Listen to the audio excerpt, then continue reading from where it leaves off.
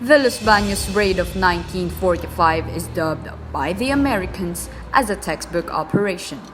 However, Filipino heroes are barely mentioned in such. That's why in this week's Everyday History, we'll meet the unsung Filipino heroes in one of the events that redirected the course of our country. When the Allied forces landed on the Philippine shores, they received reports about the horrifying Palawan massacre. 139 prisoners of war from the battles of Bataan and Corregidor were burned alive in this tragic event. This made the U.S. Allied forces prioritize the raids of prisoners of war and internees as they were anticipating more slaughters from the Japanese. This led to the Great Raid of Cabanatuan and the liberation of two Manila internment camps.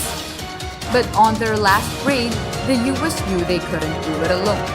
To carry the plan efficiently, the U.S. Army coordinated their forces with guerrilla groups such as Hunters ROTC, Hukbong Laban sa mga Hapon, Marking 2nd Army Corps, Wachi 48th Squadron, PQOG, and the USAFA Intelligence Unit. Most guerrilla members were only teenagers at the time. Despite having diverse ideologies, Lieutenant Colonel Gustavo Ingles managed to bring them together. Hunters ROTC led by Lieutenant Colonel HONORIO Guerrero and the reconnaissance platoon were assigned to assault the sentry outpost and the garrison from the front. On the other hand, Colonel Pedro Villegas led Balahap to secure the jump zone and block the roads. The Marking 2nd Army Corps, reinforced by the Chinese 48th Squadron, secured the landing beach for the Amtraks at Laguna de Bay. Meanwhile, PQOG had Colonel Romeo Espino to provide guides and secure essential evacuation routes.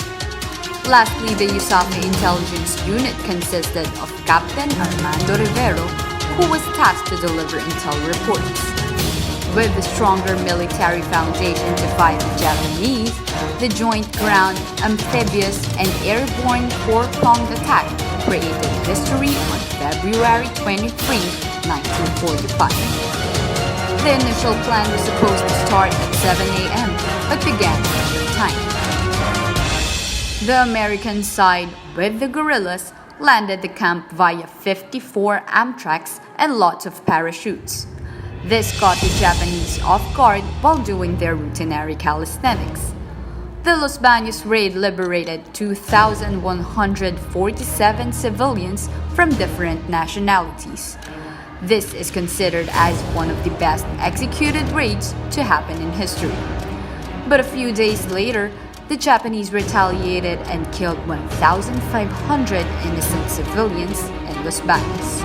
On top of that, 2 lives from the guerrillas were also sacrificed. Their names are Sergeant Atanasio Castillo and Corporal Anselmo Soler, yet even Filipinos don't know their names.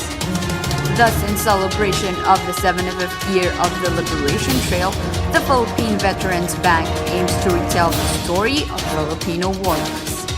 Because the story of Filipino heroism shall always be part of our everyday history.